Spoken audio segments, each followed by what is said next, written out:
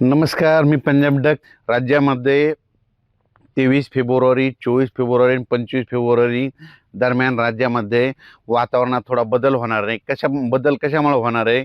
कारण की काय झालं इकडं तामिळनाडू, केरळकडे एक कमी दाबाचा पट्टा असल्यामुळं आणि इकडं WD सक्रिय असल्यामुळं म्हणजे मध्य प्रदेश, राजस्थान, गुजरात आणि तिकडं पाऊस पडत असल्यामुळं त्याचा थोडाफार असर काय होणार आहे महाराष्ट्रातल्या एखाद्या भागाला बसणार आहे. म्हणजे आभाळ येणार आहे आणि तुरळक ठिकाणी पूर्व विदर्भाकडेच पावसाचं वातावरण तयार होणार आहे. म्हणून हा अंदाज सर्व शेतकऱ्यांनी पूर्व विदर्भातल्या शेतकऱ्यांना लक्षात यायचा.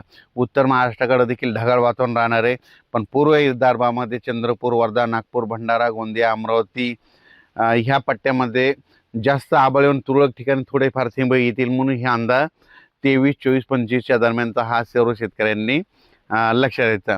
राज्यभर कुठं असं सगळीकडे खूप काही पाऊस पडणार नाही, त्याच्यामुळे हे देखील सर्व शेतकऱ्यांनी लक्षात द्यायचं. ज्यांचा हरभरा काढणी असायला त्यांना काढू शकता, ज्यांचा तूर काढणी चालू आहे ते देखील काढू शकता. तंबाखूच्या शेतकरी कर्नाटकच्या तुम्ही देखील तंबाखू काढू शकता, कारण की आता सध्या तरी पावसाचं 20-22 तारखेपर्यंत वातावरण नाही. फक्त परत एकदा ना 17, 18, 19 म्हणजे 17, 18, 19 उद्या देखील ना राज्यामध्ये काय होणार, काही भागामध्ये मराठवाडा आणि उत्तर महाराष्ट्राकडं अंशतः ढगाळ वातावरण राहणार आहे. म्हणून हा अंदाज लक्षात घ्यायचा. चांगलं ढगाळ वातावरण होईल, काही काही ठिकाणी कुठं थोडंफार राहील, हे देखील लक्षात घ्यायचं. आणि त्याच्यानंतर राज्यात सांगायचं झालं तर म्हणजे तामिळनाडू, केरळ त्या पट्ट्यामध्ये काय होणार, तिकडं